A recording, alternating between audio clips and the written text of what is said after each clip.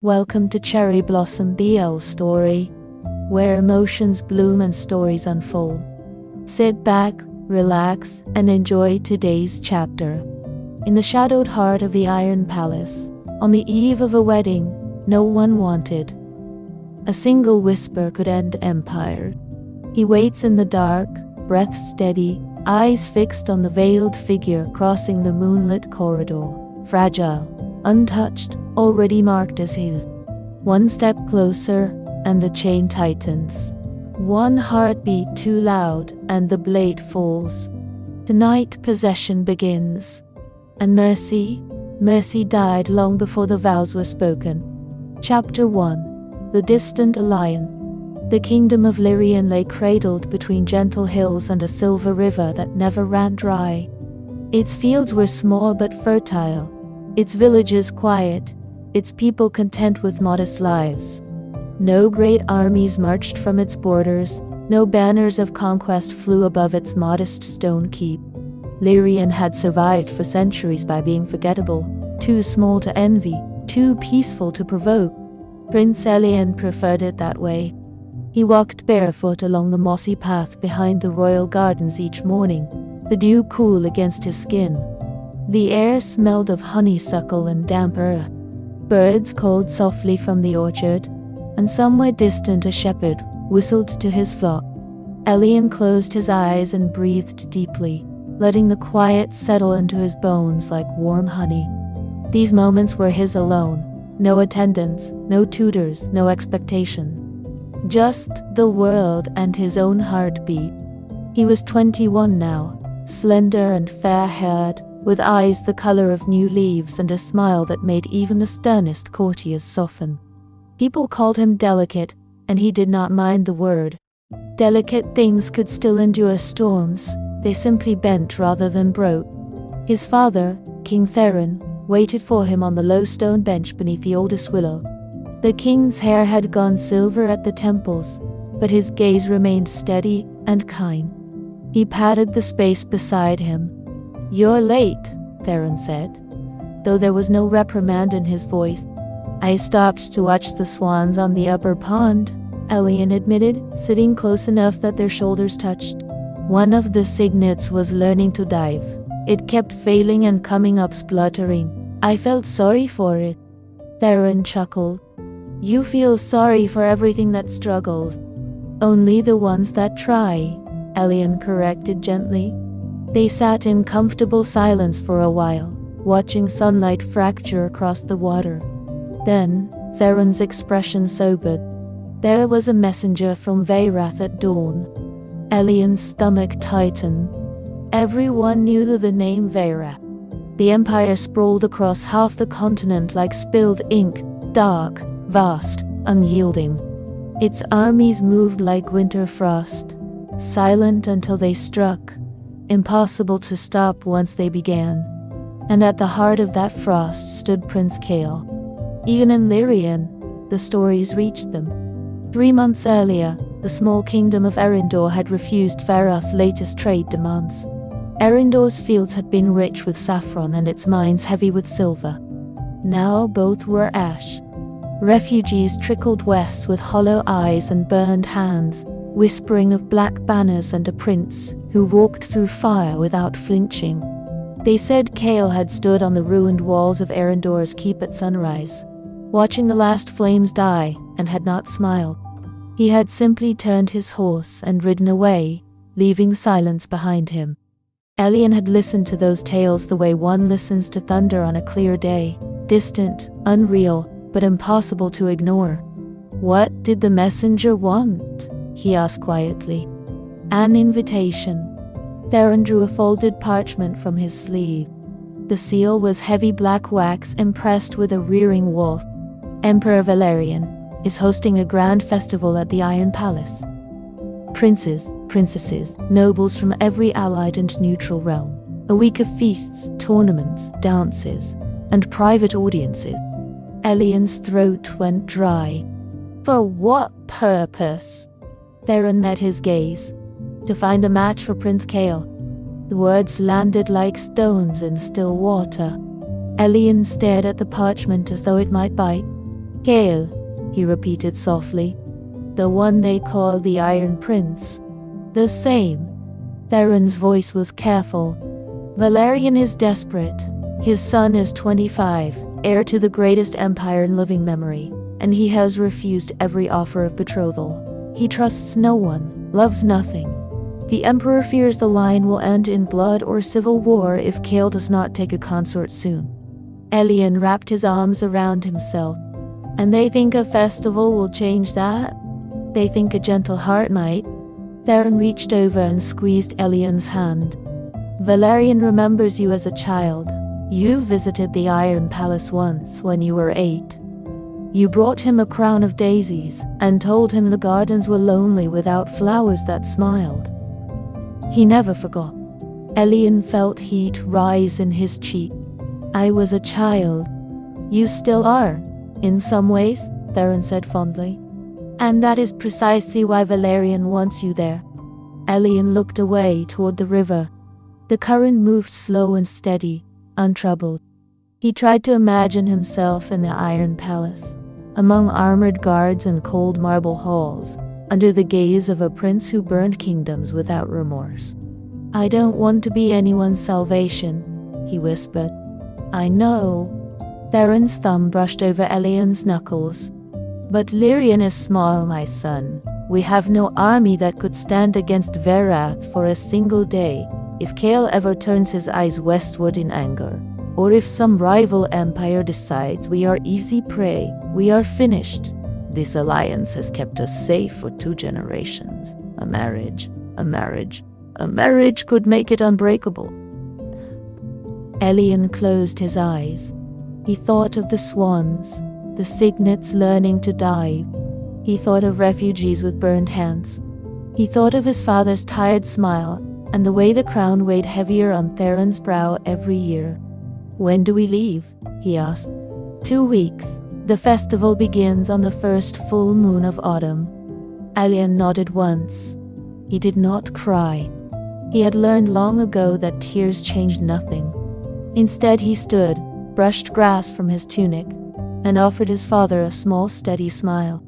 Then I should pack, he said, and perhaps find some daisies, just in case. Theron laughed, a short surprised sound, and pulled Elian into a fierce embrace. You are braver than you know, he murmured against Elian's hair. Elian did not feel brave. He felt like a flower being carried toward frost. Far to the east, in the blackened husk of Erindor's capital, Prince Kale dismounted beside a still smoldering pyre. His armor was streaked with soot, his black cloak hung heavy with ash. Soldiers gave him wide berth as he walked the ruined battlements alone. He looked out over the fields that would lie fallow for years. Somewhere deep inside, a voice that sounded like his mother's whispered, they all want something. Power. Gold. Your name. Your bed. Your children. Trust none of them. Right.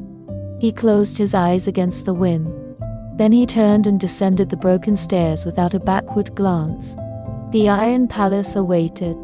And soon, so did a festival that would decide whether he would allow anyone close enough to stab him in the heart, or whether he would simply burn the world first.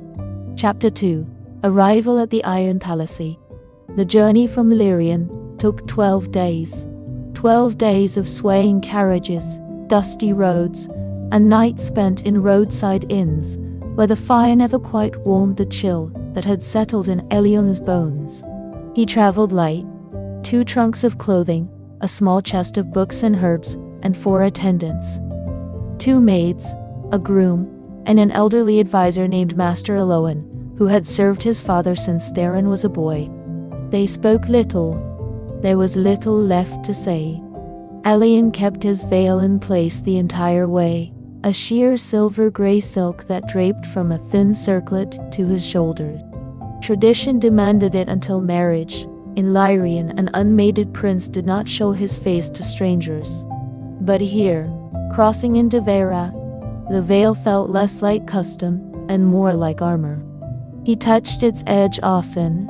as though reminding himself he still existed beneath it. On the morning of the 13th day, the Iron Palace came into view. It rose from the black plain like a blade driven into the earth. Towers of dark granite stabbed at the low clouds. Battlements bristled with iron spikes that caught the weak autumn sun and threw it back in sharp, angry glints. No banners of bright color fluttered here, only long streamers of midnight blue and charcoal, stamped with the silver wolf that was Veratha's sigil. The walls seemed to drink light rather than reflect it. Even the sky above looked heavier, as though the palace pressed upward and forced the heavens to bend.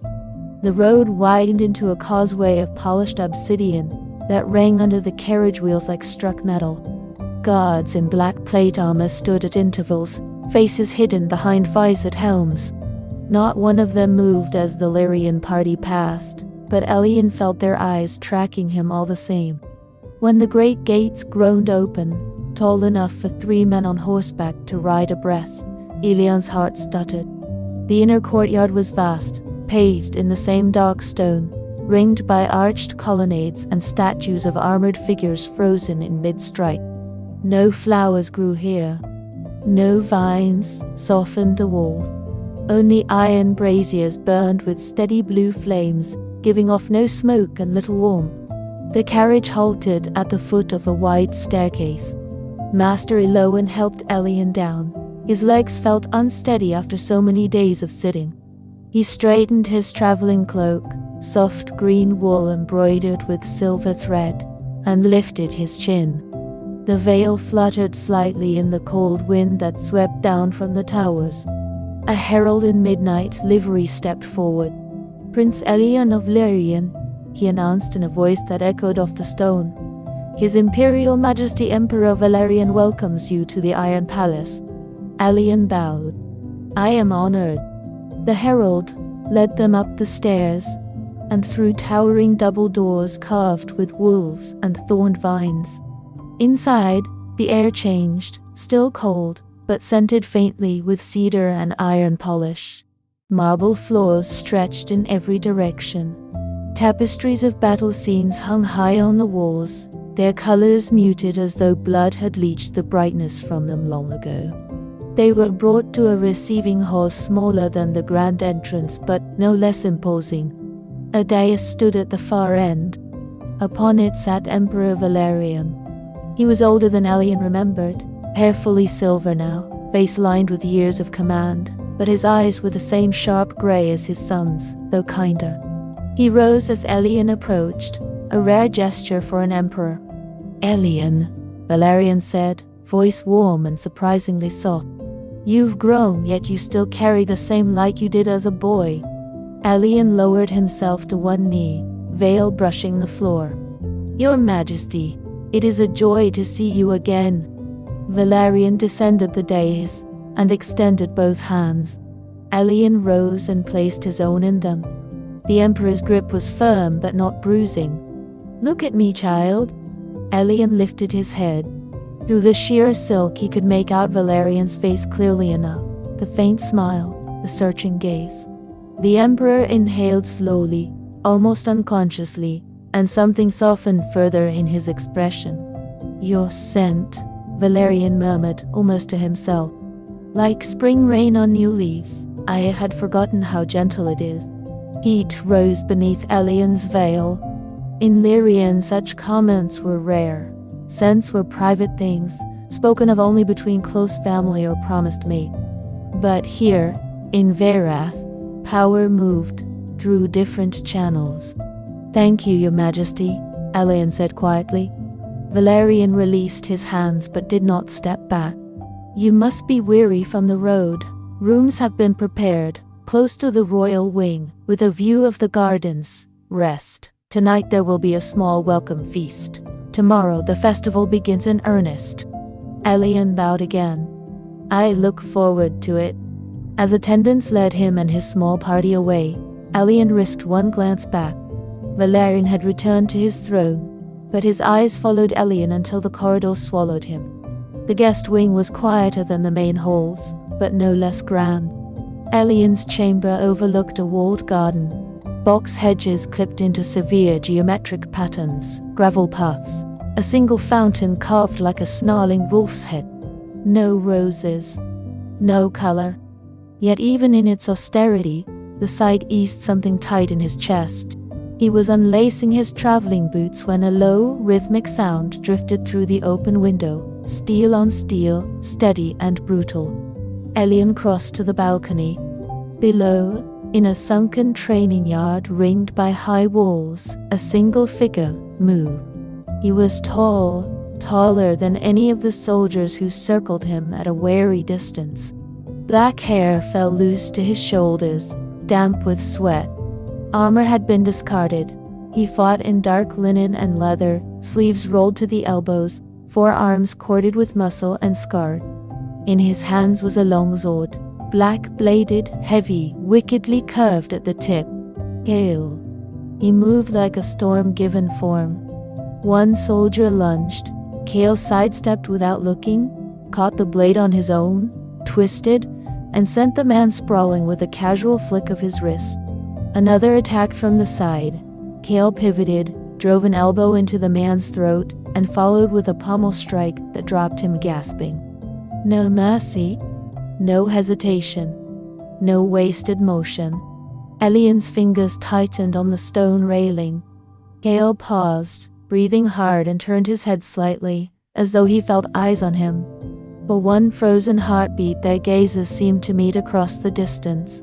Even from so far, Elian felt it, a weight, cold and unyielding, pressing against his ribs.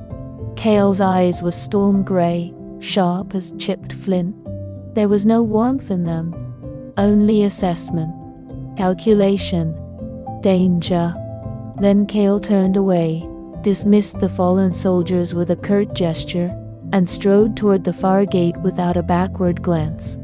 Elian exhaled shakily and stepped back from the balcony. He closed the window. He drew the heavy curtains. And for the first time since leaving Lyrian, he allowed himself to sit on the edge of the bed and press trembling hands to his veiled face. The Iron Palace had welcomed him, but the wolf inside it had already seen him. And Elian knew, deep in the quiet place where instinct lived, that being seen by Kale was not the same as being safe.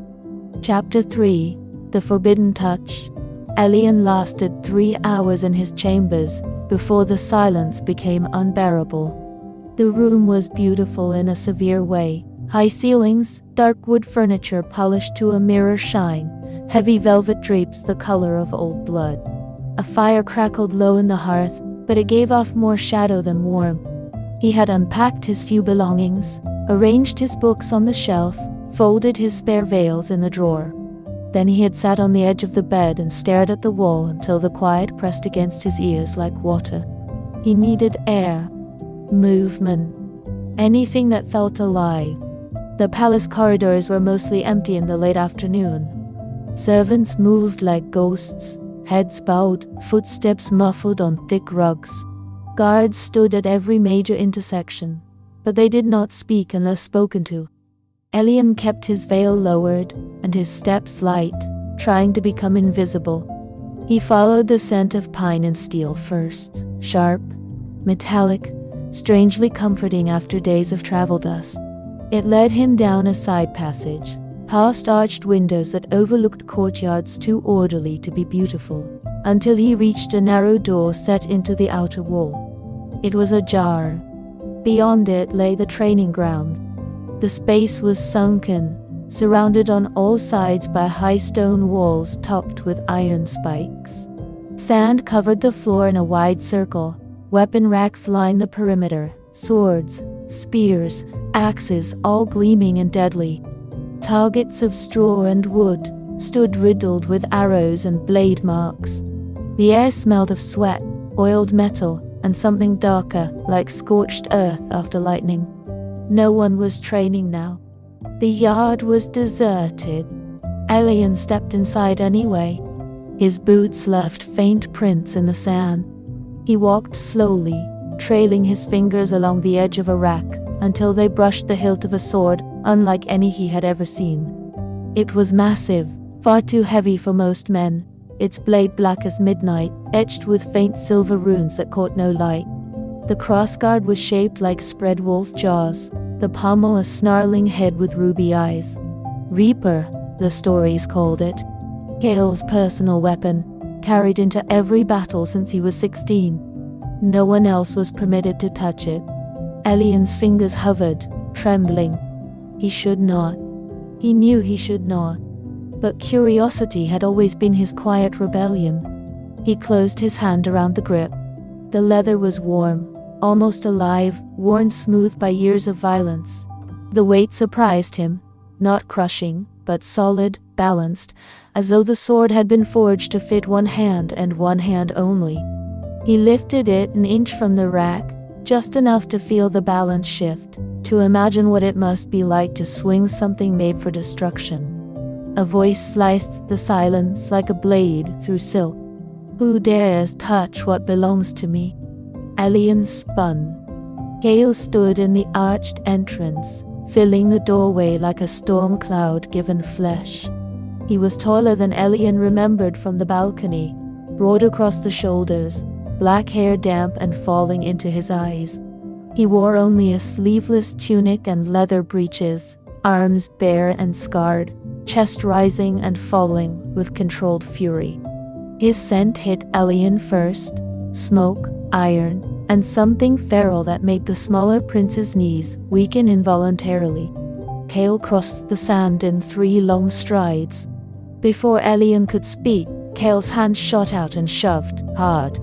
Elian stumbled backward, lost his footing on the uneven ground, and fell. The sword clattered from his grasp. Pain flared in his hip where he struck stone, but he bit back the gasp. Gale loomed above him, boots planted wide, Reaper now back in its owner's hand as though it had never left.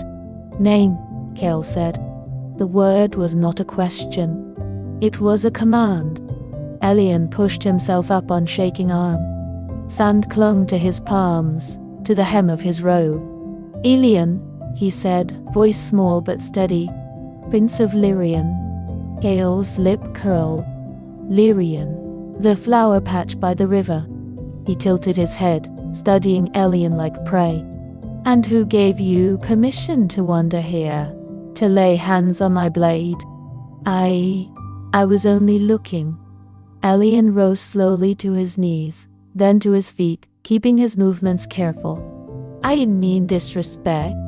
Gale stepped closer.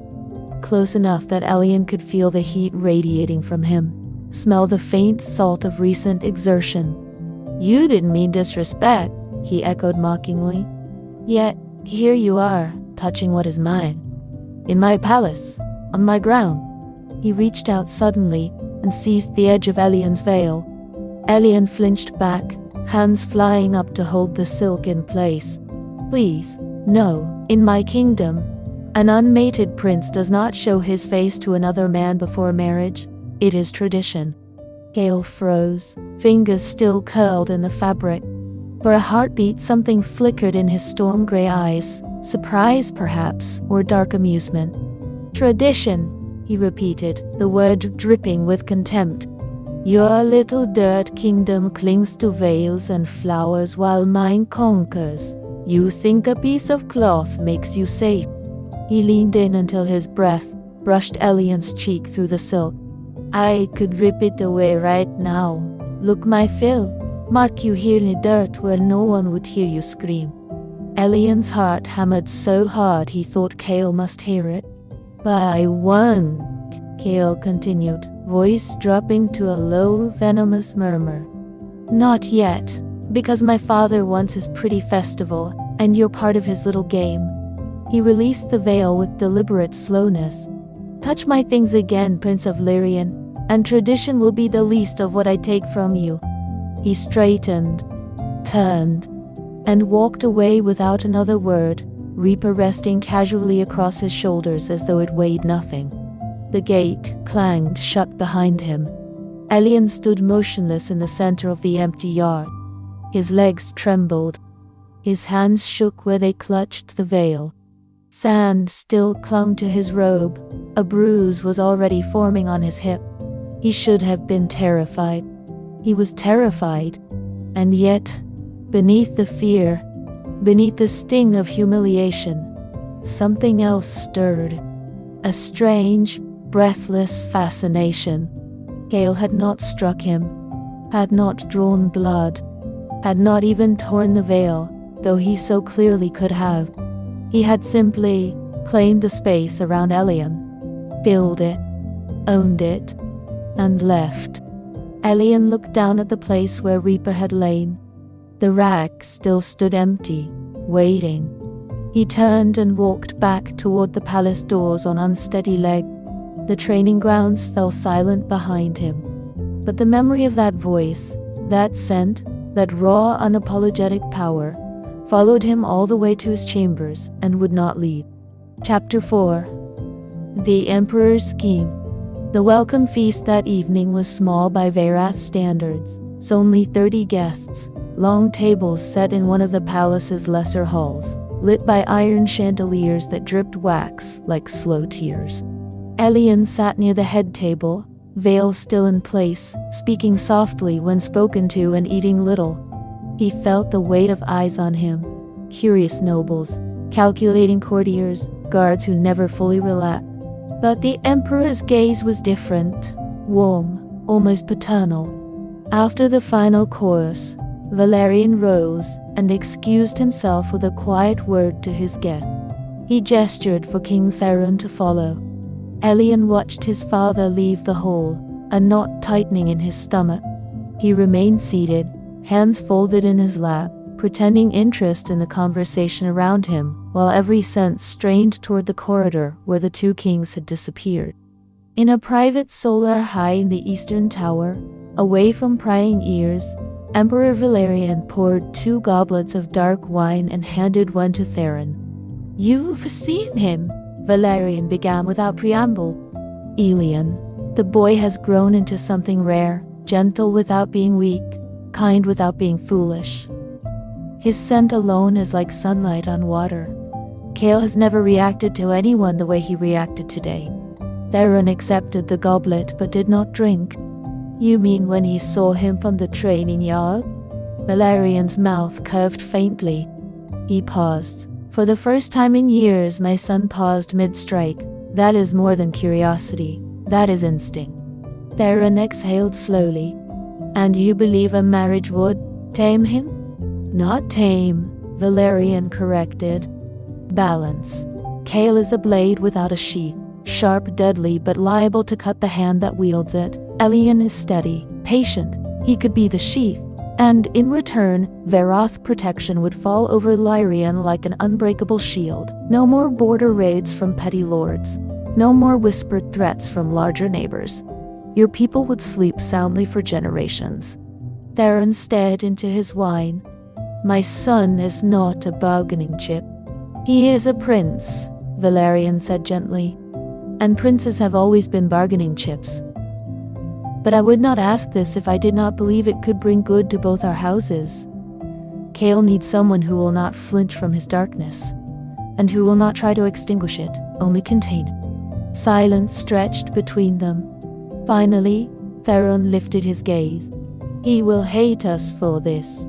"He already hates the world," Valerian replied. "One more reason will make little difference. But if it works, if even a fraction of Elian's light reaches him, then we will have done something no army or treaty ever could." Theron closed his eyes for a long moment. Then he nodded once. "I consent," he said quietly. "On Elian's behalf." Valerian exhaled, shoulders easing as though a long-held weight had shifted. "Then it is settled. The betrothal will be announced tomorrow before the festival truly begins. We will present it as a fait accompli. No debate, no refusal. Kale will rage, but he will obey. He always does when the Empire's future is named." They clasped forearms in the old way, soldier to soldier, king to king. Neither smiled. In the royal wing, Kale's private chambers occupied the highest floor of the Black Tower. The rooms were austere, stone walls, a massive bed draped in dark furs, a single window overlooking the training yard far below. A fire roared in the hearth, but the heat never seemed to reach the corners. When the door burst open without a knock, Cale was already on his feet, hand on the dagger at his belt. Captain Thorne, his most trusted guard, broad-shouldered and scarred, stood in the doorway, expression grim. "Your Highness," Thorne said, "the Emperor requests your presence in the solar." Cale's eyes narrowed. "At this hour? It is urgent." Cale sheathed the dagger with deliberate slowness. "Speak plainly, Thorne. What has he done now?" Thorne hesitated. Only a heartbeat, but Cale saw it. "The betrothal?" Thorne said at last. "It has been decided. Prince Elian of Lyrian. The announcement comes at dawn." For a moment, the room was perfectly still. Then Cale laughed, a low, jagged sound that held no humor. He crossed to the nearest table, seized a heavy iron candelabra, and hurled it against the far wall.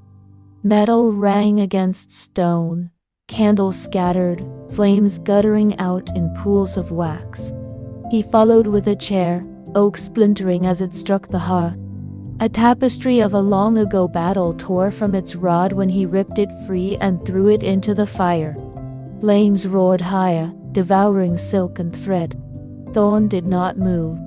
He had seen this before. When the destruction slowed, Cale stood amid the wreckage, breathing hard, fists clenched until his knuckles whitened. "He thinks he can chain me," Cale snarled. "With some veiled flower from a nowhere kingdom?" Thorne spoke carefully. "The Emperor believes the match will strengthen the line. And the Empire. The Empire is mine to strength." Cale turned, eyes blazing. Not his, not with a stranger who smells of roses and fear. He paced the ruined chamber like a caged wolf. "Tell my father," he said at last, voice cold steel, "that I will attend the announcement. I will stand there and let him speak his pretty words. But when the doors close and the guests are gone, I will remind him. And the boy. What happens to things that try to leash me?" Thorne bowed. "As you command, Highness." When the door closed behind him, Cale crossed to the window. Below, the training yard lay dark and empty. He stared at it for a long time. Somewhere in the palace, a delicate prince slept, or tried to, unaware that his future had already been written in fire and ink.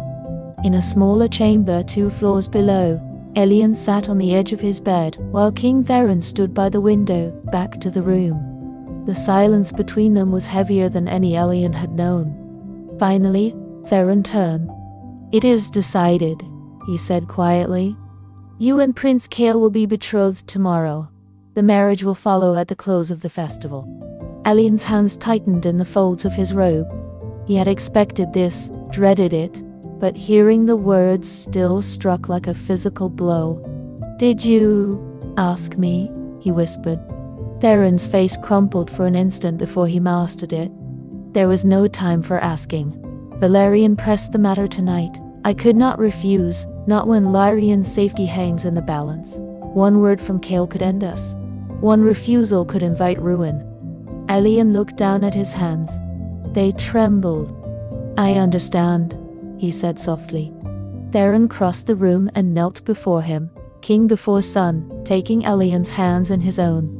"You are stronger than you know," Theron murmured, "and kinder than this world deserves.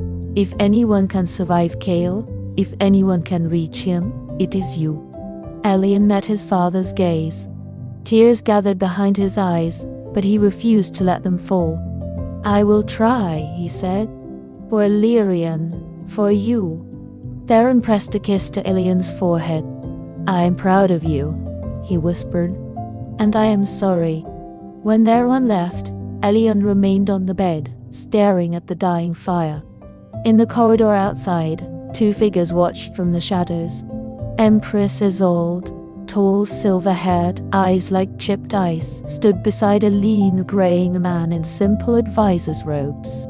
Lord Varin, Valerian's most trusted counselor, had served the Empire for 3 decades and learned to fear silence more than shouts. "He is too soft," Isolde said, voice flat. The boy will break in a week. Varen inclined his head. Perhaps, but softness can endure where hardness shatters. Your son is proof of that. Isolde's lip curled. Kael is iron. Iron does not need coddling. It needs forging. Or tempering, Varen replied quietly. The Emperor believes this match may do both. Isolde turned away, cloak whispering against stone. Then let them try, she said. Weak things either bend or break. Either way, the Empire endures. She vanished down the corridor. Varen remained a moment longer, watching the door to Elian's chamber. Then he too walked away, footsteps soft and wary. The Iron Palace slept, but its schemes did not. Chapter 5: The Betrothal Ring. The great hall of the Iron Palace had been transformed overnight. Gone were the simple tables of the welcome feast. In their place stood long rows of polished ebony, draped in midnight velvet, and lit by hundreds of iron candelabras that hung from chains like suspended stars. Banners of silver wolves flanked the high dais. Braziers burned with steady blue flames that cast no smoke but filled the air with the faint scent of cedar and cold metal. Nobles from across Varath and its allied realms filled the space, dark robes, jeweled collars, eyes sharp with calculation. The festival had not yet reached its peak, but this morning's announcement would set the tone for every day that followed. Elian entered last, escorted by two of Valerian's personal guards. His traveling clothes had been replaced with formal Lyrian attire, a long robe of deep forest green silk embroidered with silver vines, sleeves wide and flowing, a thin silver circlet holding the veil in place. The silk whispered against the marble with every step. He kept his gaze lowered, hands clasped before him to hide their trembling. The hall fell silent as he approached the dais. Emperor Valerian stood at the center, resplendent in black and silver, the wolf crown resting heavy on his brow.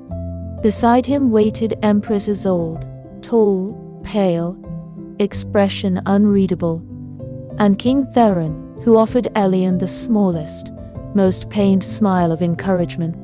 Gale stood apart from them all, arms crossed, black tunic stark against his skin, eyes fixed on the approaching figure with the intensity of a predator watching something small and fragile cross its path.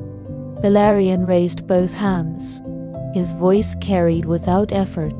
People of Varath, honored guests from every corner of our realm and beyond, we gathered today not only to celebrate the Festival of Alliances, but to forge one that will endure.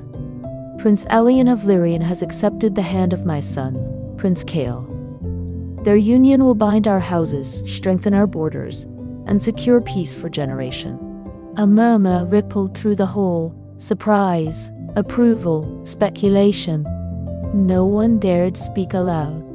Valerian turned to Elian. Step forward, child. Elian obeyed. His heart beat so loudly he was certain the nearest nobles could hear it. He stopped before the Emperor and sank to one knee. Valerian lifted a small velvet cushion from a side table. On it rested a ring, thick gold, forged heavy and plain, except for the crest worked into the band. A rearing wolf, jaws open, eyes set with tiny chips of obsidian.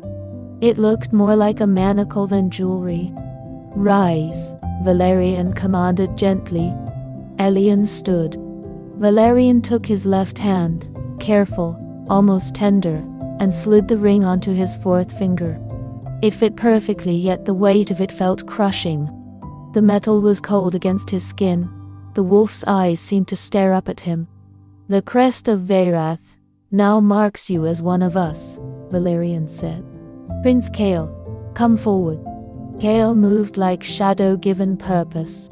He stepped onto the dais without haste, boots ringing softly on the stone. When he reached Elian, he towered over him, broad shoulders blocking the light from the nearest chandelier. The whole seemed to shrink around them. Kael took Elian's hand in his own. His grip was firm, not gentle, but not yet bruising. He lifted the ringed finger to his lips in the formal gesture of acceptance, though his eyes never left Elian's veiled face. Then he leaned in. His breath brushed the silk over Elian's ear, voice so low only the two of them could hear. "This ring is not a gift," Kale murmured, words slow and deliberate. "It is a chain, and I will make certain you feel every link. You will learn what it means to belong to me. Every night, every breath, every tear, I will ruin you so thoroughly that even your kingdom's pretty traditions will forget your name. Welcome to hell, little flower." Elian's pulse roared in his ears. Fear coiled tight in his chest, cold and sharp. Yet beneath it, unwanted, inexplicable, something else flickered. A dark curiosity. The way Kale's voice wrapped around the threat like velvet over steel. The heat of his hand still holding Elian's. The raw, unapologetic power that radiated from him, promising destruction and possession in equal measure. Elian did not pull away. He could not. Kale straightened, released his hand, and stepped back to stand beside his father once more. His expression was blank, perfect court mask, but his eyes burned. Valerian raised his goblet. "To Prince Elian and Prince Kale, may their union bring strength and prosperity." The hall echoed the toast. Goblets clinked.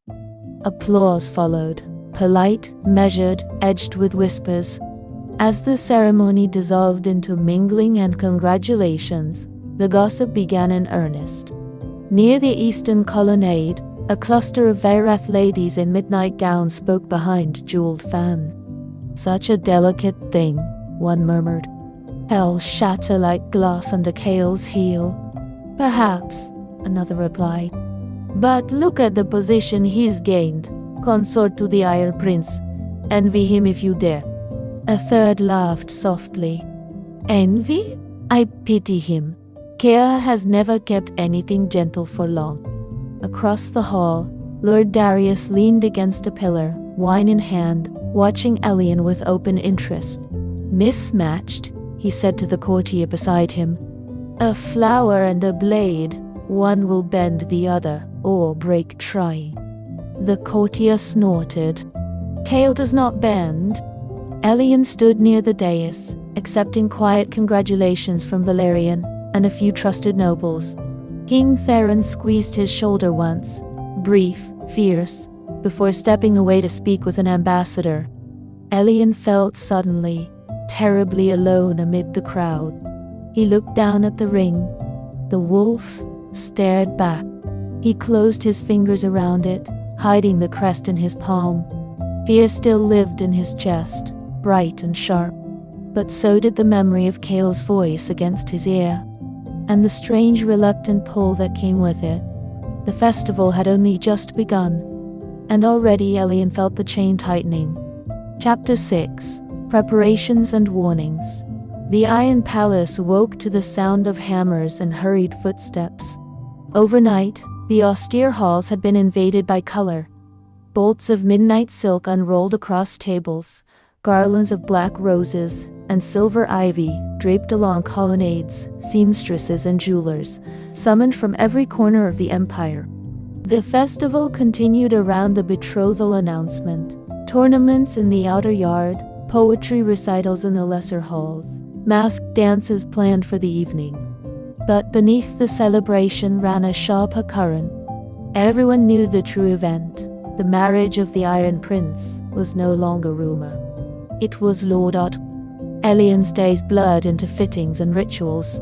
He stood on a low dais in a sunlit antechamber while 3 seamstresses circled him like cautious birds. The wedding robe they pinned around him was heavy, layers of deep indigo silk embroidered with silver wolves and thorned vines that climbed from hem to collar. The fabric caught the light and threw it back in cold flashes. A high collar framed his neck, long sleeves ended in wide cuffs that brushed his knuckles.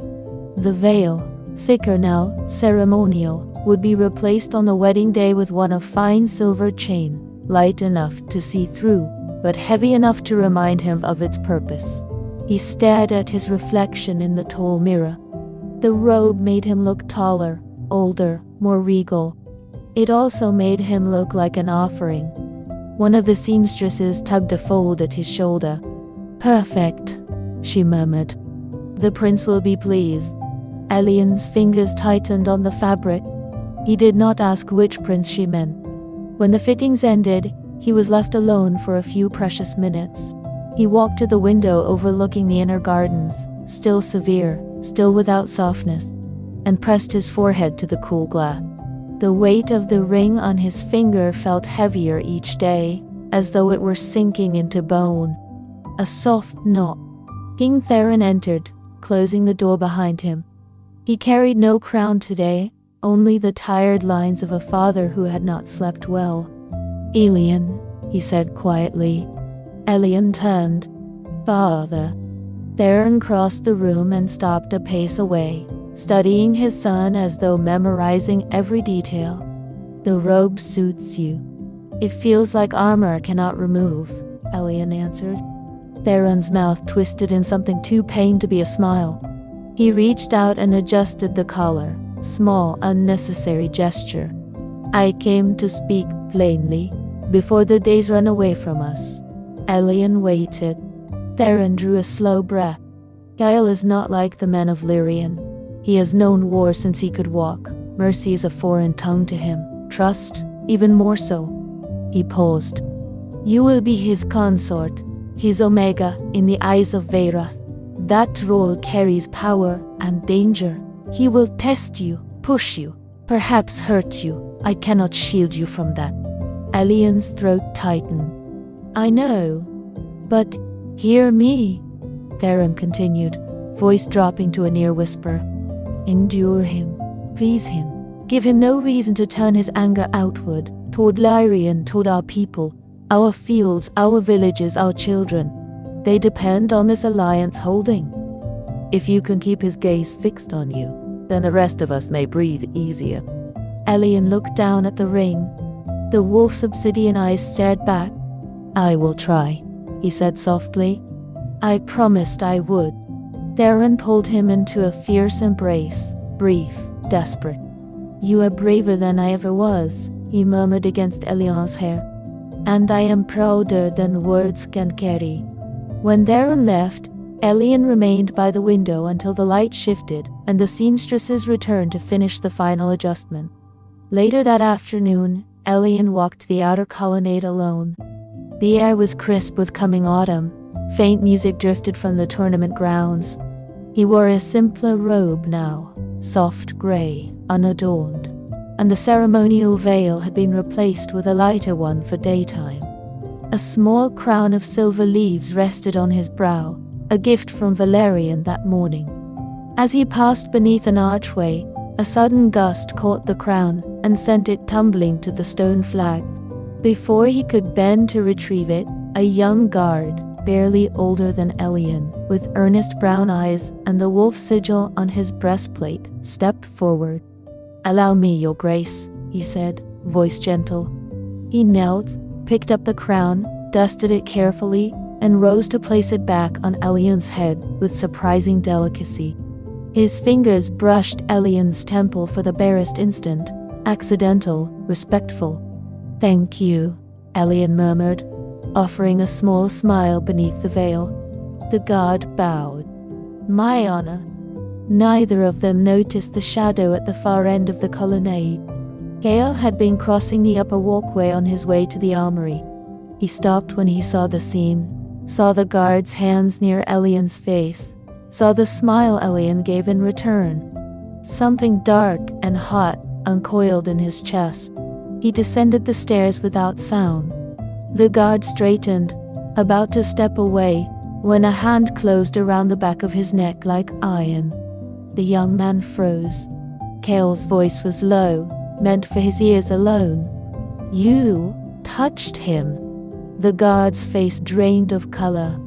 "Highness, I only what?"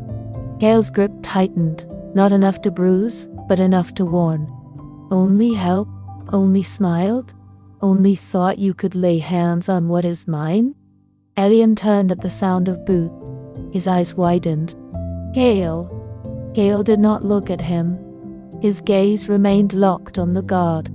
You will report to Captain Thorne.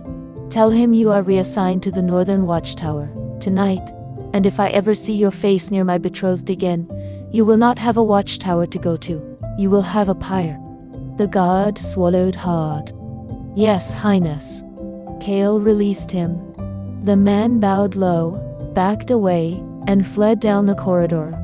Only then did Kale turn to Elian. Elian stood very still. He was only being kind. Kale stepped closer, slow, deliberate. "Kindness is a luxury I do not permit around what belongs to me." His voice dropped. "Not from guards, not from courtiers, not from anyone." Elian lifted his chin. "I did not ask for his help. You did not need to." Kale's eyes traced the line of Elian's veiled face, the silver crown, the soft grey robe. "You exist. That is enough to draw them, and I will not share what is mine, not even a glance." Elian's breath caught. Kale reached out and adjusted the crown himself, fingers lingering a second longer than necessary against Elian's temple. The touch was not gentle, but it was not cruel.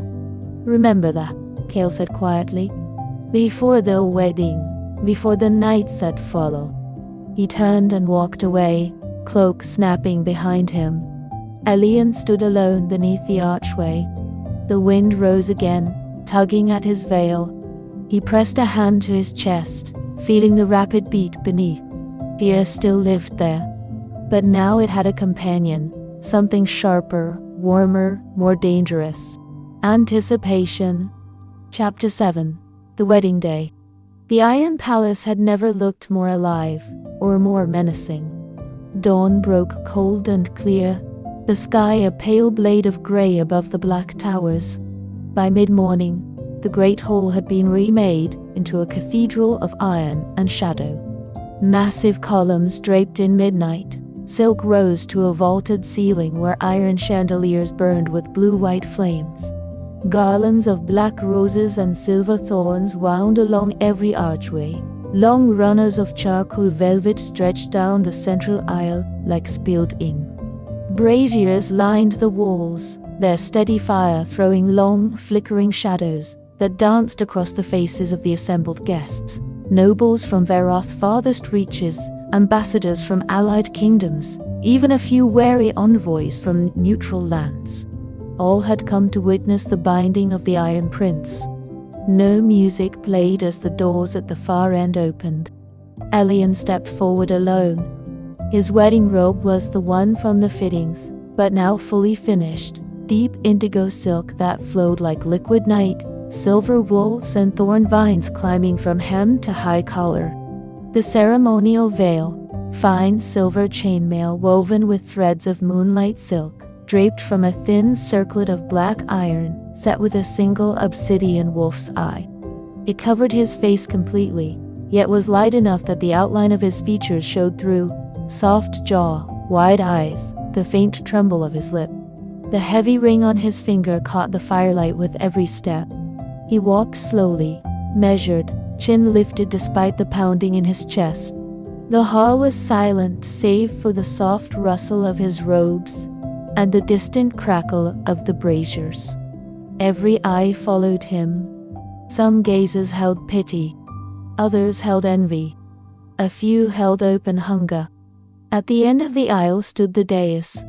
Emperor Valerian waited in full regalia, wolf crown gleaming. Empress Isolde stood to his right, pale, unmoving, eyes like frost. King Theron stood to the left, face composed but eyes shadowed with grief he could not hide. And beside them all, alone on the highest step, stood Kale.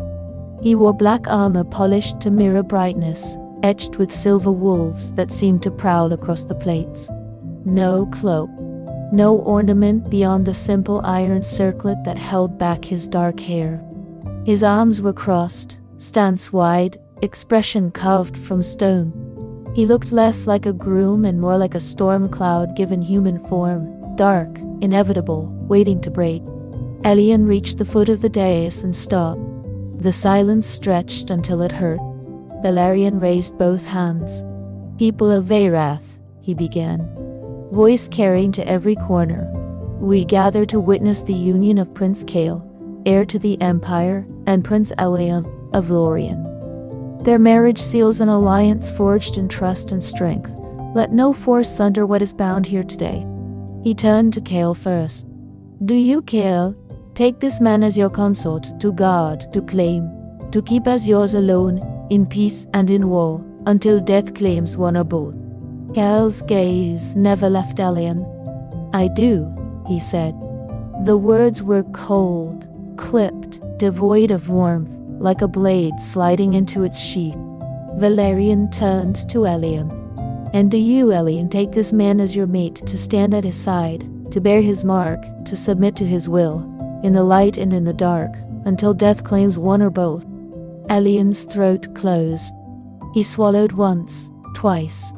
I do, he whispered. The words were soft, so soft they barely carried beyond the days. Yet they rang clear in the stillness. A low murmur rose from the guests. They looked striking together. One noble woman whispered to her companion, "The dark prince and the veiled flower, like night swallowing dawn." Beautiful, another murmured. Tragic, too. Tragic, a third scoffed quietly. Lucky, more like. Consort to Kale? Power like that doesn't come without a price. Valerian lifted the ceremonial chain, a thin silver cord braided with black wolf hair, and bound their joined hands together, wrist to wrist. With this bond, he intoned, two houses become one, two fates entwine. Let the empire bear witness. He stepped back. Kale did not move at first. Then he lifted their bound hands, slowly, deliberately, and pressed his lips to the back of Elian's knuckles through the veil. The gesture was formal, required. Yet the pressure of his mouth lingered a heartbeat too long, the heat of his breath seeping through silk and chain. Elian shivered. The chain was cut. Their hands parted. The hall erupted in applause, polite, thunderous, edged with unease. The feast that followed passed in a haze for Elian. He sat beside Kale at the high table, barely touching the food placed before him. Kale spoke little, only curt replies to toasts, nods to congratulations. His presence was a wall of heat and tension. Every time Elian shifted, he felt the brush of Kale's armored shoulder, the weight of his gaze. As evening fell, King Theron rose quietly from his seat. He approached Elian, knelt beside his chair, and took both his son's hands. "I must leave tonight," he said, voice low enough for only Elian to hear. "The roads are long, and winter comes early. Larian needs me." Elian's fingers tightened around his father's. "You're not staying for?" "I cannot." Theron's eyes were wet, though he did not let the tears fall. "But know this, I carry you with me, every step, every breath. You are not alone." Elian wanted to beg him to stay, wanted to cling like a child. Instead he nodded once. "Be safe," he whispered. "Tell our people, tell them I am well." Theron pressed a kiss to Elian's veiled forehead. "I love you," he said. "Always." Then he rose, bowed to Valerian and Isolde, and walked from the hall without looking back. Elian watched the doors close behind him. The music continued. Laughter rose. Goblets clinked, but the space beside him felt suddenly vast and cold. Kale leaned close, close enough that only Elian could hear. "Your father leaves you to the wolves," he murmured, voice low and edged with dark amusement. "Wise of him." Elian did not answer. He stared at the empty doorway, and felt, for the first time, truly alone in the heart of the Iron Palace. The night was only beginning, and the real storm had yet to break. Chapter 8. The first night. The feast ended late. The guests drifted away in twos and threes, their laughter echoing down the corridors until the palace grew quiet. Elian was escorted back to the royal wing, not to his old guest chamber, but to new quarters adjoining Kale's private suite. The door opened onto a vast bedchamber, lit only by a low fire and a single candelabra. The bed was enormous, draped in black furs and silver-threaded sheets. A balcony overlooked the moonlit gardens. The night air carried the faint scent of frost and dying roses. Servants had already prepared him. They bathed him in rosewater and oil, combed his hair until it fell in soft waves down his back, dressed him in a thin white robe of gossamer silk that clung to his skin and left little to the imagination. The veil was gone, replaced by a single silver circlet that rested lightly on his brow. They left without a word, eyes averted, as though they could not bear to meet his gaze. Elian sat on the edge of the bed, hands folded in his lap, staring at the fire. The ring on his finger felt heavier than ever. The wolf crest seemed to watch him. A soft knock. The door opened before he could answer. Empress Isolde entered alone. She wore a gown of deep charcoal velvet, high-necked and severe, her silver hair pinned in an unforgiving knot. Her face was beautiful in the way marble statues are beautiful, cold, perfect, untouched by warmth. She closed the door with a quiet click and crossed the room without haste. Elian rose instinctively. "Sit," she said. Her voice was low, flat, without inflection. He obeyed. Isolde circled him slowly, studying him as one might study livestock at market. She stopped in front of him, lifted his chin with 2 fingers, firm, not cruel, and tilted his face toward the firelight. "How many men have you opened your legs for?" she asked. Elian's breath caught. Heat flooded his cheeks. "None, Your Majesty," he whispered. "I have never—" She released his chin. "Good." Her lips curved in the barest suggestion of a smile, thin, joyless. "Kael despises used things. He will want you clean, untouched, fresh for the breaking." Elian's hands clenched in the silk. Isolde leaned closer. Her scent was sharp, ice and bitter herbs. "Tonight you will take his knot," she continued, words clinical, detached. "You will please him. You will open for him, bleed for him if necessary, cry for him if he wishes it. Do not fight. Do not beg for mercy he will not give. Submit sweetly, and perhaps he will tire of tormenting you quickly. Resist and he will make it last." She straightened. "You are beautiful," she added, almost as an afterthought. "Your children will be beautiful, strong. That is the only gift you need give this empire." Without another word, she turned and left. The door closed softly behind her. Elian sat motionless for a long time. The fire crackled. The room grew colder. Hours passed. The candles burned low. He did not move from the bed. He waited. Near dawn, when the sky outside had turned the bruised color of pre-light, Kael staggered in. He reeked of wine and smoke. His armor had been shed sometime during the night. He wore only black breeches and an open linen shirt, sleeves rolled to the elbows, hair wild and damp.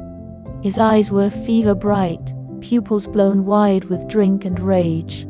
He kicked the door shut behind him. Elian stood. Kael's gaze locked on him, raking from the silver circlet down the thin robe to bare feet. "You waited," Kael said. His voice was rough, slurred at the edges, like a good little bride. Elian did not answer. Kael crossed the room in 3 strides. He seized Elian by the upper arms, hard enough to bruise, and shoved him back until the backs of Elian's knees hit the bed. Elian fell onto the furs with a soft gasp. Kael loomed above him. "You think this changes anything?" he snarled. "A ring, a vow, a pretty robe. You think any of it makes you safe?" He tore the robe open with one violent yank. Silk ripped like paper. Elian cried out, small, startled. Kael's hands were everywhere, raw, claiming, punishing. He pinned Elian's wrists above his head with one hand. The other roamed without mercy, mapping skin, pressing bruises into hips and thighs. "Mine!" Kale growled against Elian's throat. Teeth grazed skin, not biting, not yet, but promising. No one else, never again, say it. Elian's voice broke on a sob. Yours. Kale took him then. There was no gentleness, no preparation beyond what the body's own fear provided. Kale forced his way in, slow at first, then brutal, swallowing every scream, every plea, every tear that slipped from beneath Elian's lashes. The knot swelled, locking them together, stretching Elian beyond endurance. Pain bloomed white-hot, Elian's back arched, fingers clawing at the furs, voice fracturing into raw, wordless cries. Kale did not stop. He moved with punishing rhythm, growling low against Elian's ear, possessive litanies that blurred into snarls. Mine, say it again. Yours. Louder. Yours. Every thrust carried the same refrain: ownership, rage, a dark hunger that had nothing to do with love and everything to do with control. Elian screamed until his throat gave out. By the time the knot began to ease, the sky outside had turned pale gray. Kale pulled free with a final shuddering groan and rolled off him. Elian curled immediately, small, trembling, knees drawn to his chest. Dark bruises already bloomed across pale skin, fingerprints on hips, bite marks on shoulders and throat, red welts where Kale's grip had tightened too hard. Blood stained the sheets in small, accusing smears. Kale lay on his back, breathing hard, staring at the ceiling. For a long moment, neither spoke. Then Kale turned his head. He looked at Elian, really looked. The smaller prince was shaking, eyes glassy, lips bitten bloody. Silent tears tracked down his cheeks. Kale reached out, almost absently, and brushed a tear away with his thumb. The gesture was not gentle. It was possessive. You'll learn, he said quietly, voice rough from wine and exertion. You'll learn to take it, to want it. Elian did not answer. He closed his eyes. Kale watched him a moment longer. Then he rose, pulled on his discarded shirt, and left without another word. The door closed softly behind him. Dawn light crept across the floor. Elian lay broken and bruised in the vast bed, alone. The Iron Palace was silent, and the first night was over. Chapter 9: Days of Cruelty. The first week after the wedding passed like a slow wound. Elian learned the shape of his new life in fragments, sharp, bleeding edges that never quite healed before the next cut came. Mornings began with servants entering without knock. They dressed him in simple robes of gray or charcoal. Nothing as fine as the wedding silk, nothing that might suggest he was anything more than an extension of Kale's will. Breakfast was brought to the shared solar between their chambers, but Elian rarely ate alone. Kale would appear without warning, already armored or half-dressed from training, and watch him with cold eyes until Elian lifted the spoon to his lips. If his hand shook, if food spilled even a drop, Kale's voice would cut the air. Clumsy. One word. Enough to summon a guard. The first public punishment came on the third day. Elian had hesitated when passing a goblet of wine during a small council meeting. Only a heartbeat, long enough for Kale to notice. Kale rose from his seat, took the goblet from Elian's hand, and poured it slowly over Elian's head. Red wine soaked through silk, clung to hair, dripped down his face beneath the light veil he was now permitted to wear indoors. The council fell silent. Kale's voice was calm, almost bored. Clean it up. Elian knelt without being told. He used the hem of his own robe to wipe the wine from the floor while nobles stared, some with pity, some with averted eyes, a few with thinly veiled amusement. When he finished, Kale gestured to the guards. Take him to the kitchens. He can serve the midday meal like the servant he is. For hours Elian carried trays, poured water, endured the stares of kitchen staff and passing courtiers. His knees ached from the stone floors, his hands blistered from hot platters. When he returned to the royal wing at dusk, Kale was waiting. You spilled again, Kale said, pointing to a faint red stain on Elian's sleeve. Elian opened his mouth to protest. It was wine from the morning, not new. Kale did not let him speak. That night he took Elian again, rougher than before, not locking them together while Elian bit his own lip bloody to keep from screaming too loudly. When it ended, Kale rolled away without a word, leaving Elian curled on his side, body aching, mind numb. The pattern repeated. A dropped napkin at dinner meant kneeling beside Kale's chair for the entire meal, holding his cloak like living furniture. A glance held too long toward a visiting lord meant a guard dragging Elian to the training yard afterward, forcing him to stand motionless in the cold while Kale sparred, close enough to feel the wind of every swing, far enough to know one misstep could end in steel. Night after night, the bed became a battlefield. Kale's hunger never softened. If anything, it sharpened. He would wake Elian from shallow sleep with hands already bruising hips, growling, "Mine," against his throat until the word lost meaning. Elian stopped fighting the pain. He learned to breathe through it, to let his mind drift to the gardens of Lyrian, to the sound of the river. His body grew thinner, shadows bloomed beneath his eyes. Exhaustion settled into his bones, like damp rot. He began to forget what rest felt like.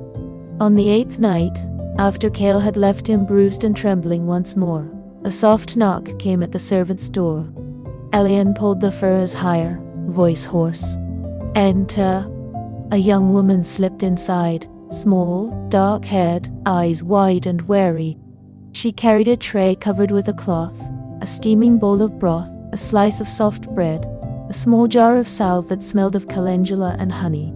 "I'm Lyra," she whispered, setting the tray on the bedside table. "One of the lower maids. I saw you in the kitchens today. You looked like you hadn't eaten properly in days." Elian stared at her, uncertain. Lyra glanced toward the main door, then back at him. "The prince is in the armory. He won't return for hours. Please, eat something. The broth is plain. It won't upset your stomach." Elian's hands shook as he reached for the bowl. The first sip was warm, simple, comforting in a way nothing had been since he left Lurian. "Thank you," he whispered. Lyra hesitated. "I can't stay long, but if you need anything, bandages, tea, just someone to listen, I'll try. I know what it's like to feel small in this place." She slipped out as quietly as she had come. Elian drank the broth slowly, tears slipping into the bowl. For the first time in days, the ache inside him eased, just a little. The next morning Kale noticed. He noticed everything. During breakfast in the solar, Elian reached for bread.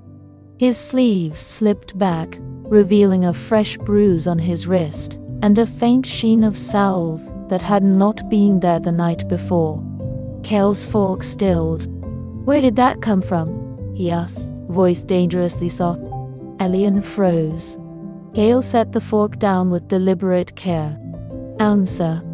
"Ah, a maid," Elian said quietly.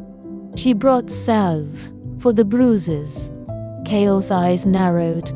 "Which maid?" Elian did not answer. Kale stood. He crossed to Elian in 2 strides, seized his chin, tilted his face up. "You let her touch you? She only—" Kale's thumb pressed against Elian's lower lip, hard enough to sting. "No one touches what is mine. Not to help, not to comfort, not for any reason." He released Elian abruptly and turned to the door. "Captain Thorne." The guard appeared almost instantly.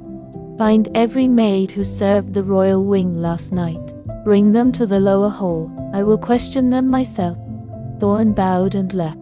Kale looked back at Elian, expression unreadable, but the air around him crackled with something darker than anger. "Eat," he said.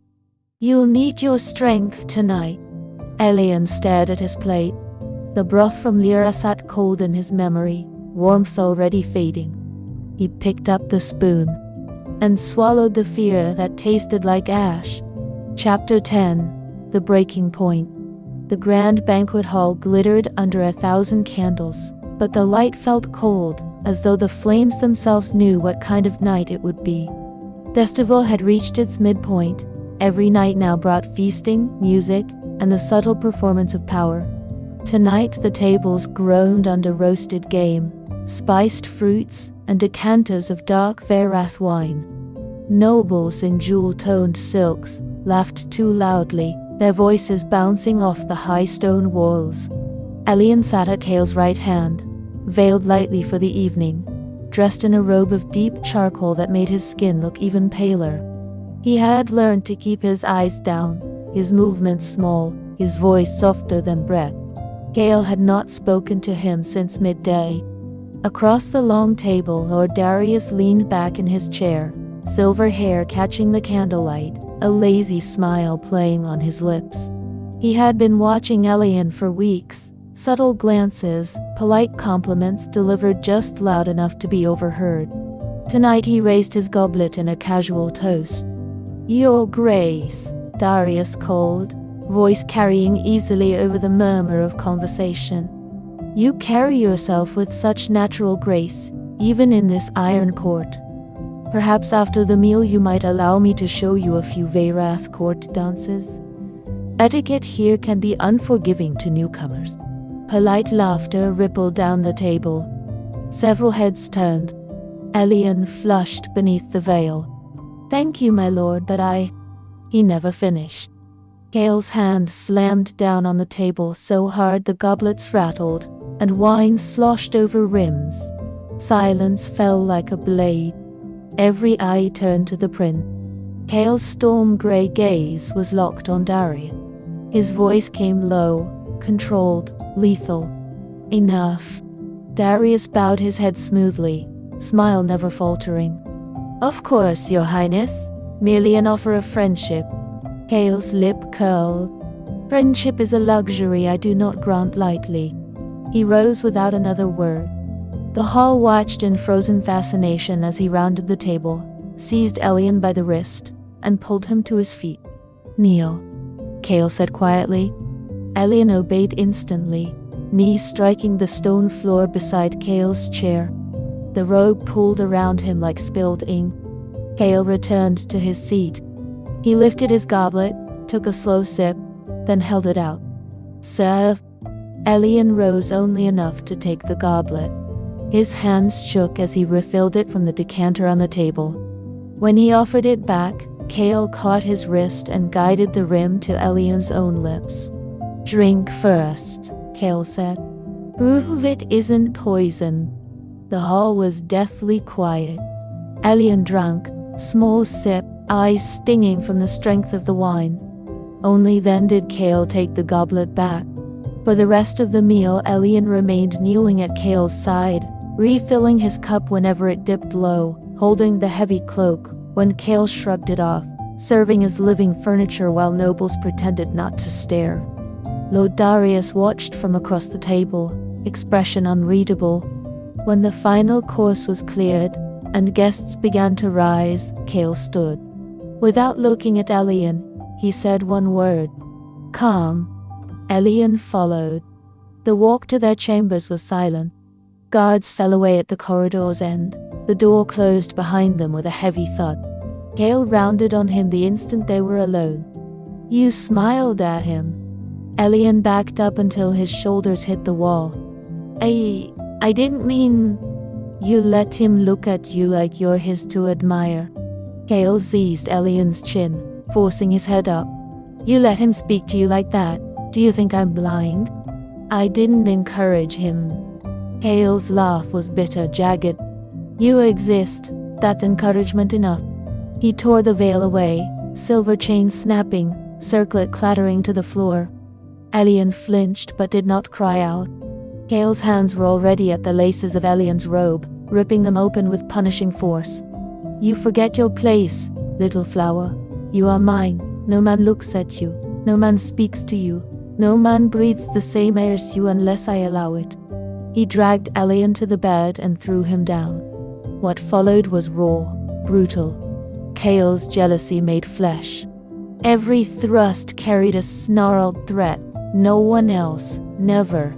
I'll kill anyone who tries. Elian's cries were swallowed by the furs, his body arched in pain and overstimulation, nails digging into Kale's shoulders, not in passion but in desperate endurance. When the knot finally eased, Kale pulled free and rolled off him, breathing hard. Elian curled immediately, small, shaking, bruised anew.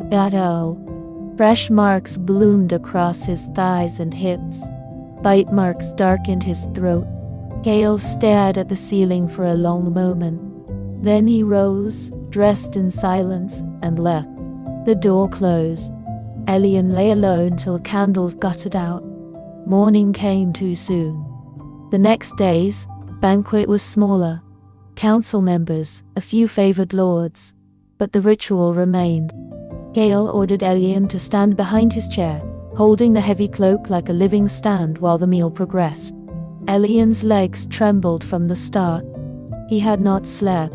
His body ached in places he could not name. His mind felt frayed to threads. The weight of the cloak pulled at his shoulders. The wine fumes from the night before still lingered in his throat.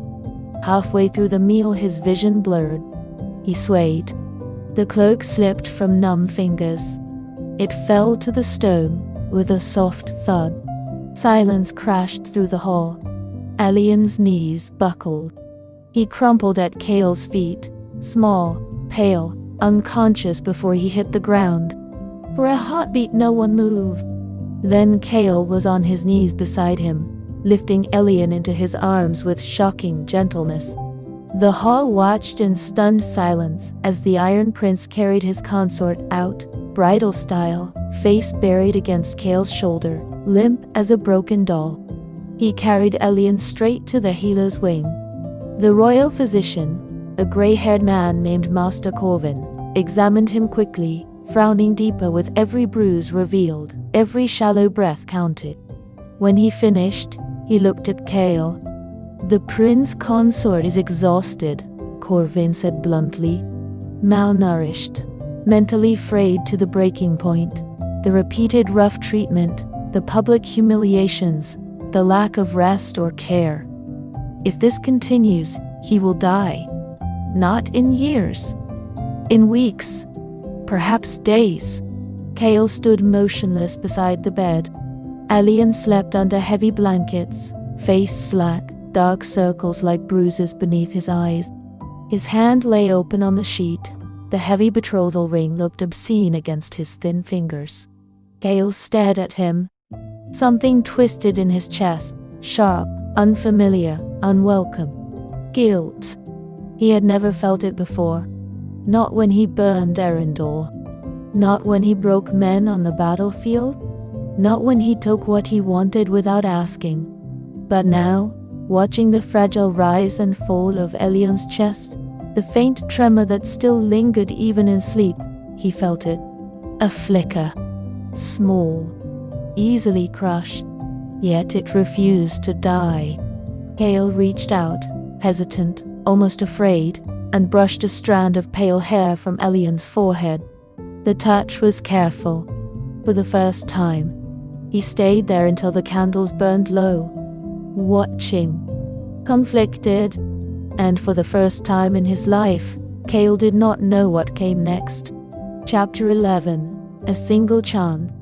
Elian drifted in and out of darkness for what felt like days. Fever dreams tangled with memory.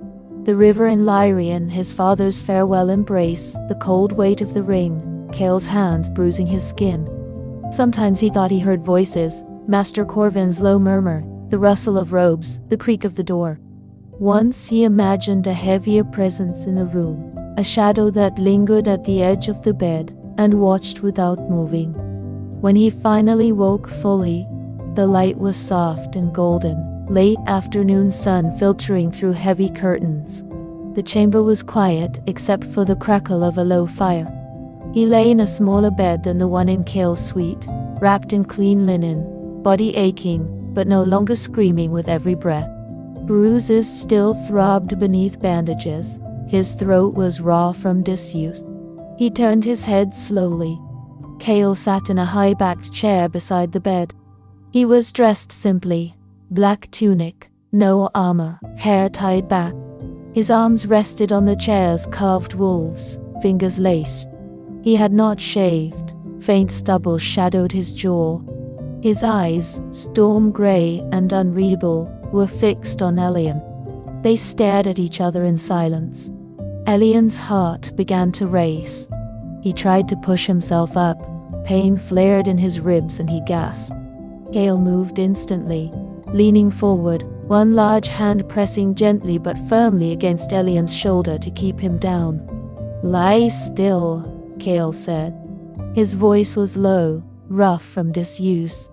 Elian obeyed, breathing shallow. "How long?" he whispered.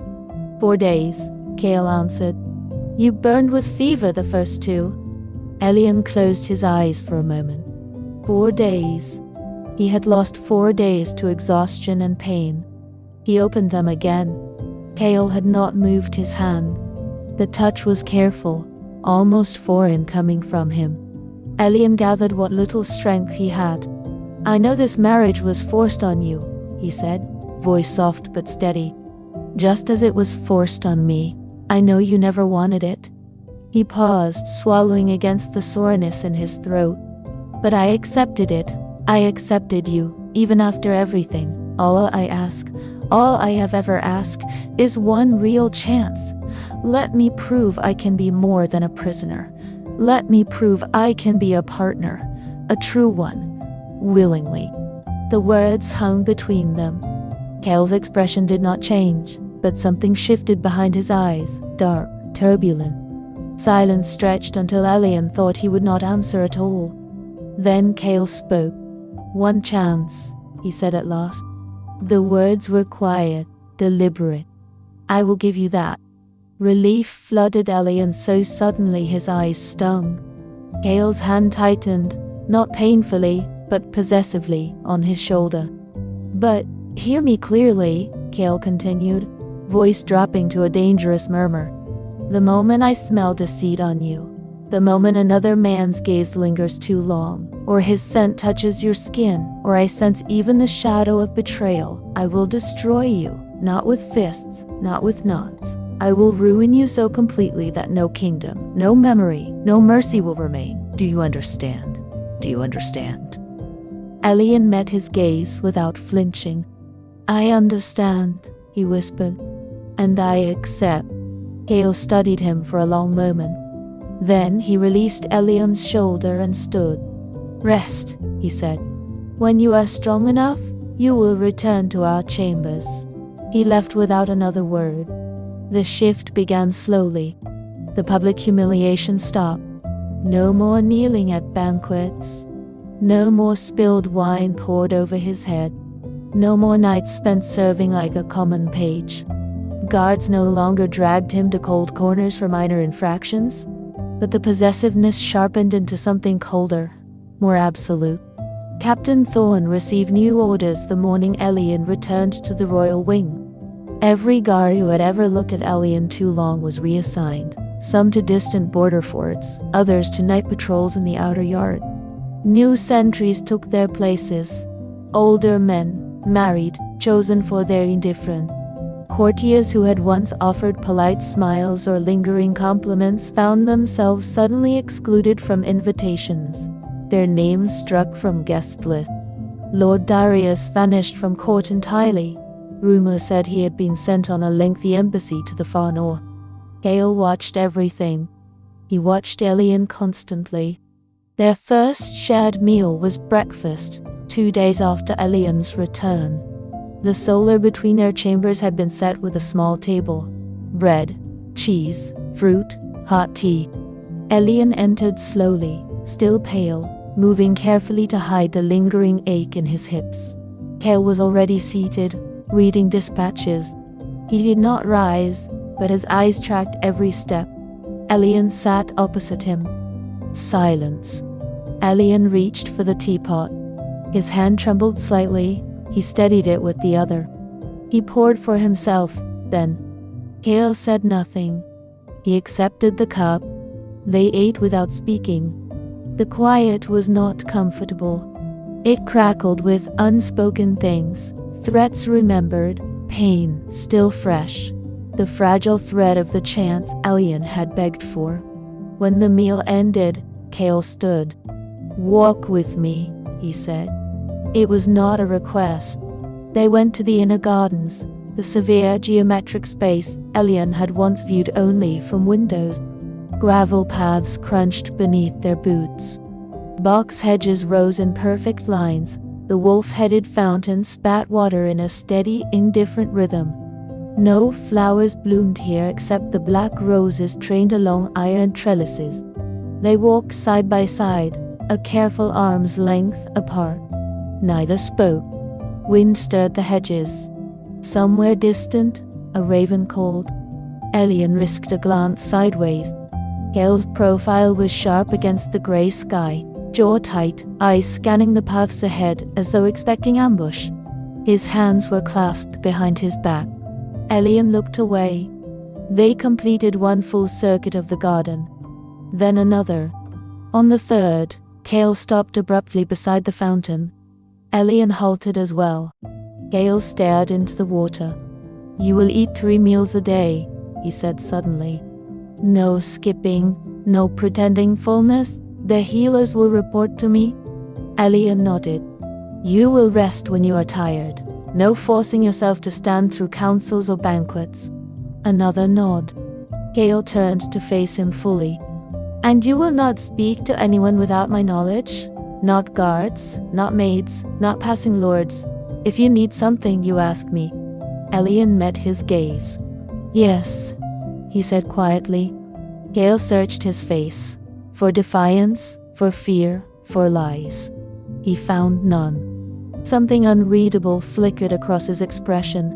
He turned and resumed walking. Elian followed.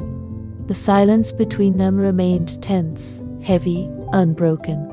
But for the first time, it was not filled with pain, only watchful waiting, and the thin, trembling thread of a single chance. Chapter 12. Fever and Care.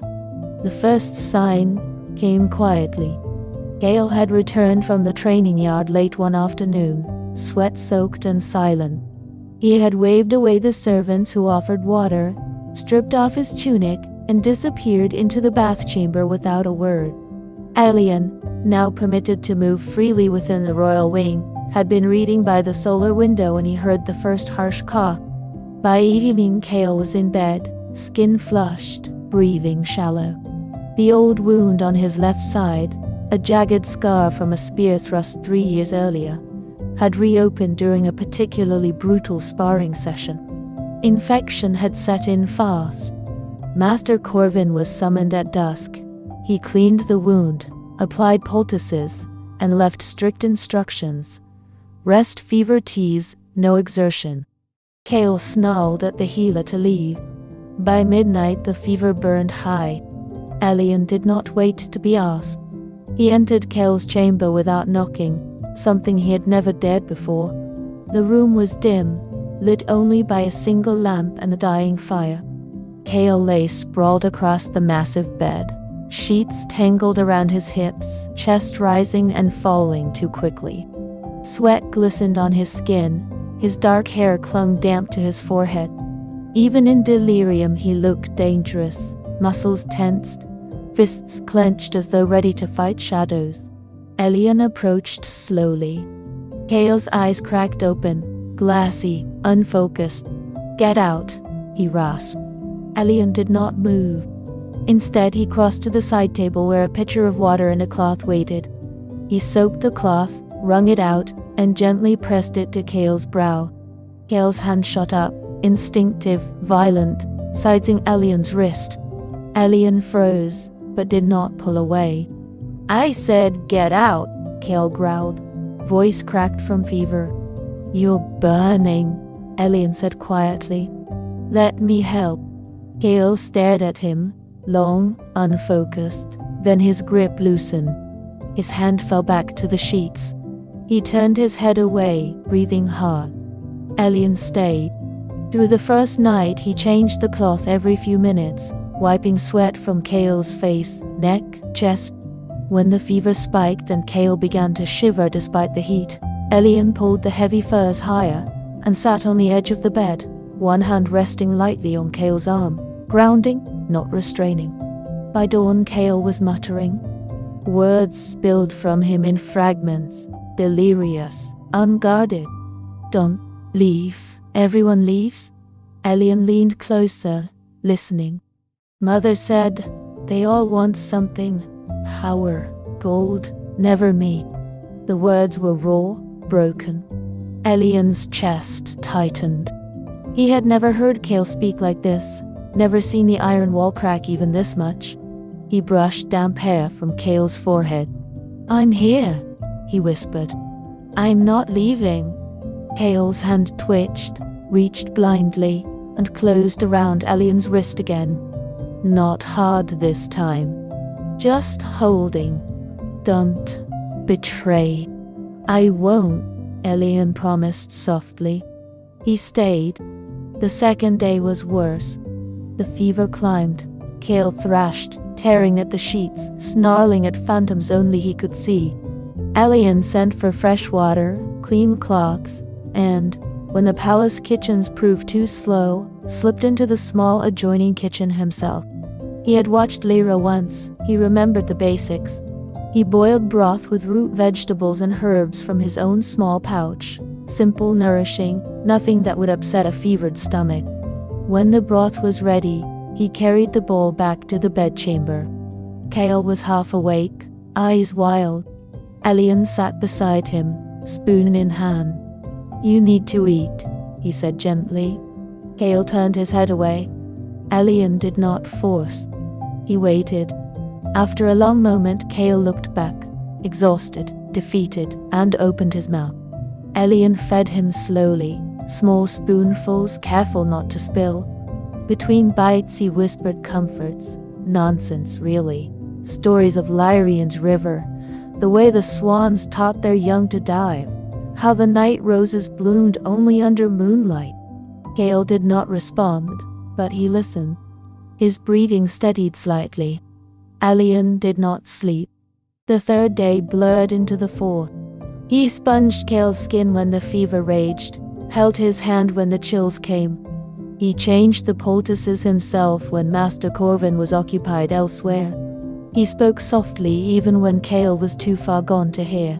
Promises, reassurances, quiet affirmations that he was not alone. Kale's delirium deepened. Don't want anyone else, just stay. Elian's throat closed. He pressed his lips to Kale's knuckles, brief, careful. I'm staying. On the fifth morning the fever broke. Kale woke slowly, eyes clearer, breathing even. The room smelled of herbs and clean linen. Sunlight slanted through the curtains in pale bars. He turned his head. Elian was slumped on the floor beside the bed, back against the frame, knees drawn up, head resting on folded arms. His face was pale, shadows deep beneath his eyes. His breathing was shallow. Exhaustion had finally claimed him. One hand still rested on the edge of the mattress. Fingers curled loosely, as though he had fallen asleep mid-reach. Kale stared. For a long moment he did not move. Then, slowly, carefully, he shifted. He reached down and brushed his fingertips across Elian's cheek, light, almost hesitant. Elian did not stir. Kale's hand lingered.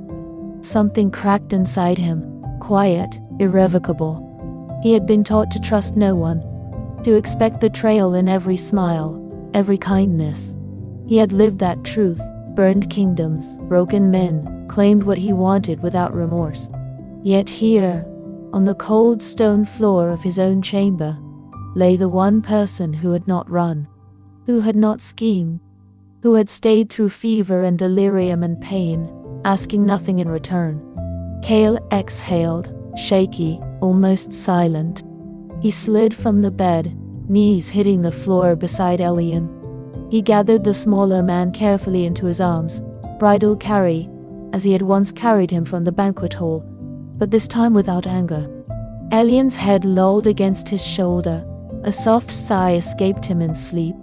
Kale laid him on the bed, gentle, reverent, pulled the furs over him, tucked them around his shoulders. He sat on the edge of the mattress and watched Elian sleep. For the first time in years, Kale did not feel the urge to push away. He did not feel suspicion. He felt something softer, something terrifying. He reached out again, slowly, and covered Elian's hand with his own. "I won't break you again," he whispered. To the sleeping man, to the empty room, to himself. The words tasted strange on his tongue, but they were true. Outside, the Iron Palace continued its relentless rhythm, guards changing, servants moving, the world turning without pause. Inside the chamber, two men slept side by side, one exhausted from care, the other, for the first time, softening from it. Chapter 13. The Revelation. Weeks passed in careful quiet. The Iron Palace continued its rhythm. Councils, training drills, the slow turning of autumn into early winter. But within the royal wing, something had shifted. Kale no longer vanished into the armory for days at a time. He no longer left Elian alone for long stretches. Meals were shared in the solar now, always at the same small table. Walks in the garden became routine, though they still spoke little. The silence between them had changed from tense to watchful, as though both were learning the shape of the other without words. Elian noticed the changes in his body first. Mornings began with a faint nausea that rose like a tide. At first he dismissed it, perhaps the palace food, perhaps lingering weakness from the fever. But it grew sharper, more insistent. He would wake before dawn, slip from the bed they now shared, Kale on his side, Elian on the far edge, a careful distance between them, and hurry to the adjoining bathing chamber. There he would kneel over the basin, retching quietly until his stomach emptied itself of nothing. He tried to hide it. He washed his face, rinsed his mouth with mint water, returned to bed before Kale stirred. But Kale noticed everything. The first time Kale caught him, Elian was bent over the basin, knuckles white on the rim. Kale appeared in the doorway without sound, shirtless, hair loose, eyes narrowed. "You're ill," he said. Not a question. Elian straightened quickly, wiping his mouth with the back of his hand. "It's nothing. Something I ate." Kale crossed the room in 3 strides. He caught Elian's chin, gentler than he once would have, and tilted his face into the lamplight. He studied him, pale skin, shadowed eyes, the faint tremor in his lips. "You will see Master Corvin today." Elian opened his mouth to protest. Kale's thumb brushed his lower lip, brief, almost tender. "No arguments." Elian nodded. Master Corvin arrived that afternoon. Kale remained in the chamber, arms crossed, leaning against the wall like a sentinel. The physician examined Elian carefully, pulse, temperature, gentle pressure on his abdomen. When he finished, Corvin stepped back, expression shifting from clinical to something softer, almost reverent. "Your Highness," he said to Kale, bowing slightly. "The prince consort is with child." The words landed like stones in still water. Elian's breath caught.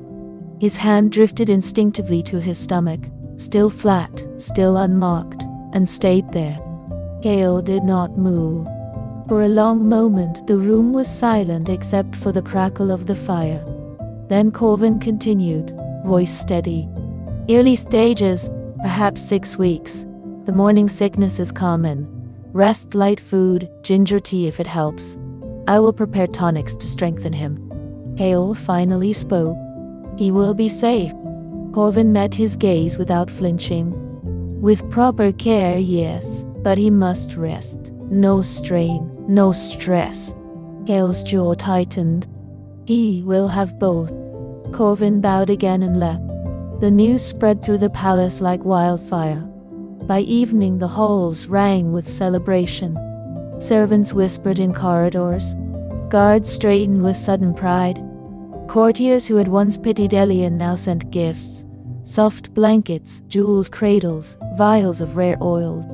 Emperor Valerian arrived first, silver hair gleaming, eyes wet with something close to tears. He embraced Elian carefully, then pulled Kale into a rough paternal hug that surprised them both. "A grandchild," Valerian said, voice thick. "The line continues. You've done well, my son." Kale said nothing. He only nodded once. Empress Isolde followed. She did not embrace either of them. She stood at a distance, studying Elian with those cold, assessing eyes. "You carry strong blood," she said at last. "Do not waste it with weakness." She left without another word. But the palace rejoiced. Bonfires were lit in the outer courtyards. Musicians played late into the night. For once, the Iron Palace felt almost warm. Later, when the gifts had been set aside, when the well-wishers had departed, Elian and Kale were alone in their chambers. Elian sat on the edge of the bed, hands still resting on his stomach. Kale stood by the window, staring out at the moonlit gardens. The silence between them was different now, heavier, but not hostile. Kale turned. He crossed the room slowly and sat beside Elian, not touching, but close enough that their shoulders nearly brushed. "How do you feel?" he asked quietly. The question was careful, almost hesitant. "Truly." Elian looked down at his hands. The heavy betrothal ring caught the lamplight. Beside it, his fingers looked small, fragile. He thought of the nausea, the exhaustion, the quiet terror that had come with the realization. He thought of the nights he had spent alone before, bruised, aching, certain he would never be more than a possession. Then he thought of the past weeks. Kale's watchful care, the way he had stopped the punishments, the way he had carried him when he collapsed, the way he had softened, just a little, after the fever. He lifted his head and met Kale's gaze. "I feel happy," he said simply. A small, genuine smile curved his lips, the first real one in months. "Truly happy?" Kale stared at him. For a moment his expression remained guarded, storm-gray eyes searching for deceit, for fear, for anything that might justify the old walls. He found none. Slowly, hesitantly, Kale reached out. His large hand covered Elian's where it rested on his stomach. The touch was careful, almost reverent. His thumb brushed once across Elian's knuckles. "Then I will keep you safe," Kale said, voice low and rough. "Both of you." Elian turned his hand palm up beneath Kale's. Their fingers laced together, tentative, new. Neither spoke again. Outside, the palace fires burned bright. Inside, for the first time, the silence felt like peace. Chapter 14. Vows of Protection. Winter settled over the Iron Palace like a heavy cloak. Snow dusted the black towers and blanketed the training yards in silence. The gardens turned stark and beautiful under frost. Inside the royal wing, however, warmth had begun to take root in small, tentative ways. Elian's pregnancy had become visible now, a gentle swell beneath his robes that he sometimes touched without thinking. The morning sickness had eased into occasional waves, replaced by a quiet, steady fatigue and a strange fluttering sensation low in his belly that made him pause in wonder each time it happened. He moved more slowly these days, one hand often resting protectively over the curve, as though already shielding what grew inside him. Kale watched him constantly, not with the cold surveillance of before, but with something closer to vigilance, almost reverence. He no longer barked orders or vanished for hours. Instead, he lingered. He adjusted pillows when Elian sat too long. He ordered trays of ginger tea and soft bread brought without being asked. When Elian shivered in the drafty corridors, Kale draped his own heavy cloak over his shoulders, without a word. One evening, as the sun bled red across the snow-covered battlements, they sat together in the solar. The fire roared high. A low table held untouched tea and a half-eaten plate of honeyed fruit. Elian leaned back against the cushions, one hand idly tracing the swell of his stomach through the loose rope. Kale sat beside him, close enough that their thighs brushed. For a long moment neither spoke. Then Kale reached out. His hand, large, scarred, calloused from years of sword and shield, hovered above Elian's abdomen. He hesitated, fingers trembling almost imperceptibly. Elian looked up. Kale's eyes met his, storm gray, no longer cold, but searching. Uncertain. Elian covered Kale's hand with his own and guided it down. The touch was feather-light at first, barely there. Then Kale pressed his palm fully against the gentle curve, fingers splaying wide as though to cradle everything beneath. His breath caught. Elian felt the warmth of Kale's skin seep through the silk, felt the faint tremor in those strong fingers. Kale's voice came low, rough with emotion he had never allowed himself to show. "I will protect you," he said. "Both of you, at any cost. No blade will touch you, no enemy will come near. If the world itself rises against you, I will burn it down to keep you safe." The words were solemn, more vow than promise. They hung in the air like an oath sworn before gods, or iron, or fates itself. Elian's eyes filled. He turned his hand palm up beneath Kale's, lacing their fingers together over the swell of his belly. "I believe you," he whispered. Kale exhaled, shaky, almost broken. He leaned forward and pressed his forehead to Elian's, gentle, careful, as though afraid he might shatter something precious. For the first time, Elian did not flinch. He leaned into the touch instead, small, willing, trusting. They stayed like that until the fire burned low. The next morning brought a different kind of resolution. Kale rose before dawn. He dressed in black armor, summoned Captain Thorn, and issued quiet orders. By midday, a certain courtier, Lord Veyrin, a sharp-tongued noble who had once mocked Elian publicly during the early weeks of marriage, calling him the Emperor's pretty pet flower, was escorted from the palace under guard. No public spectacle, no trial, only a sealed missive from the prince. Exiled to the northern border forts, effective immediately, with strict command never to return. When questioned by a curious advisor, Thorn only said, "His Highness no longer tolerates threats to what is his." Elian learned of it later, quietly, from Lyra, who slipped into the solar with fresh linens and whispered news. "He's gone," Lyra said softly. "Lord Veyrin, no one knows why, but the prince's orders were clear." Elian touched his stomach absently. He did not ask Kale about it that evening. He did not need to. When Kale returned, armor shed, hair damp from the baths, Elian rose from the chair by the fire and crossed to him without hesitation. Kale paused in the doorway. Elian reached up, slowly, and cupped Kale's face in both hands. He rose on his toes and pressed a soft, deliberate kiss to the corner of Kale's mouth. "Thank you," Elian whispered against his skin. Kale froze. Then, slowly, his arms came around Elian's waist. Careful, reverent. One hand splayed protectively over the small of Elian's back. The other rested lightly over the swell of his belly. Elian leaned into him fully, head against Kale's chest, listening to the steady thunder of his heartbeat. Kale buried his face in Elian's hair. They stood like that for a long time. Small moments began to build after that.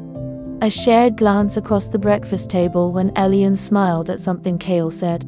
A hand offered without demand when Elian rose from a chair. A quiet walk in the snow-dusted garden where Elian tucked his arm through Kale's and Kale did not pull away. Trust did not arrive all at once. It came in fragments, fragile, hard-won, but real. And each fragment made the next one easier. Outside, winter deepened.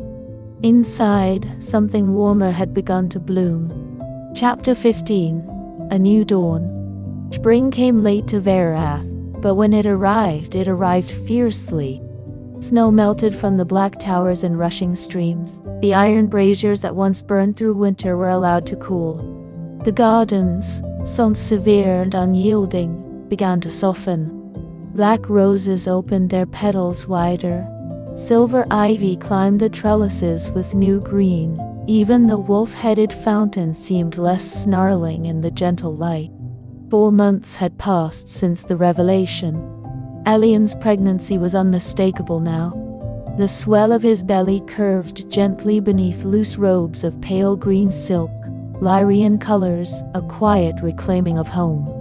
He moved with careful grace, one hand often resting on the curve as though in constant conversation with the life inside. The exhaustion of early months had given way to a quiet glow. His skin seemed luminous, his eyes brighter. He smiled more freely, laughed softly at small things. A bird on the balcony railing, the way sunlight caught the frost melting from the window pane. Kale had changed with him. The Iron Prince no longer stalked the halls like a storm waiting to break. His armor was worn less often. His voice carried fewer edges. He remained fiercely protective. Guards were doubled at every entrance to the royal wing. Courtiers who once spoke carelessly now chose words with precision, but the cruelty had vanished. No more public humiliations. No more nights of bruising possession. When Elian tired, Kale carried him without hesitation. When nightmares woke him, Kale held him until the shaking stopped. They walked the royal gardens together most evenings. The same gardens Elian had once admired alone from the balcony, back when he was a veiled stranger in a hostile palace, back when the sight of night-blooming roses had been his only comfort. Now the paths felt different. The gravel no longer crunched like warning. The hedges no longer loomed like barriers. Kale walked at his side, one hand resting lightly at the small of Elian's back. Steady, grounding. Tonight the air was mild. Stars pricked the darkening sky. The first full moon of spring hung low in silver. They stopped beside the black rose trellis. The blooms had opened fully, velvet petals the color of midnight, edges kissed with frost that caught moonlight like diamonds. Elian reached out and brushed one gently. "I used to watch these from my window," he said softly. "When I first came here, they were the only beautiful thing I could see." Kale stood close behind him. "I remember," he murmured. "You stared at them every night, like they were the last piece of home you had left." Elian turned to face him. Kale's expression was open, unguarded in a way it had never been before. The hard lines of his face had softened.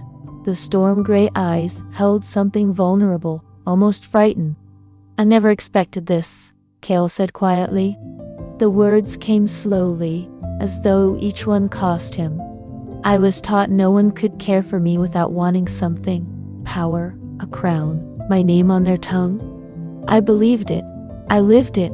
I hurt you because I thought it was the only way to stay safe." He swallowed.